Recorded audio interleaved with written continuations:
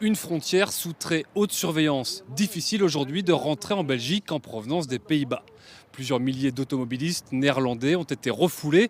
Et pour ceux qui espèrent contourner les barrages par les routes secondaires, impossible. La police a déposé des containers ou des bennes pour entraver le passage. Nous, on a 25 points de passage de frontières dans notre zone. On ne peut pas tous les contrôler. On n'a pas assez d'hommes, c'est pourquoi on utilise ces containers. Si les Belges sont aussi vigilants, c'est parce que les Pays-Bas se montrent plus laxistes qu'eux. Pas de confinement de la population. Certes, les restaurants et bars sont fermés, mais pas de restriction de circuler, de travailler ou de se regrouper. Le Premier ministre néerlandais fait le pari de l'immunité collective. Je n'ai pas un message très agréable pour vous ce soir. La réalité est qu'une large partie de la population va être infectée.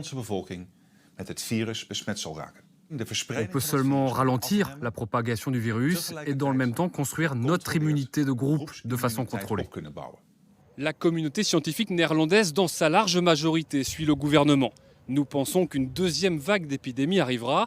Tant qu'il n'y a pas de vaccin, nous pensons que des gens guéris grâce à leurs anticorps sont le meilleur moyen de limiter une nouvelle épidémie.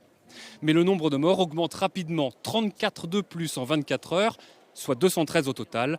Pas de quoi faire douter les Néerlandais de la stratégie isolée de leur gouvernement.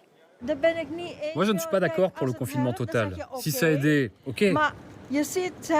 Mais les pays qui l'ont fait, est-ce que c'est vraiment efficace? Je ne pense pas.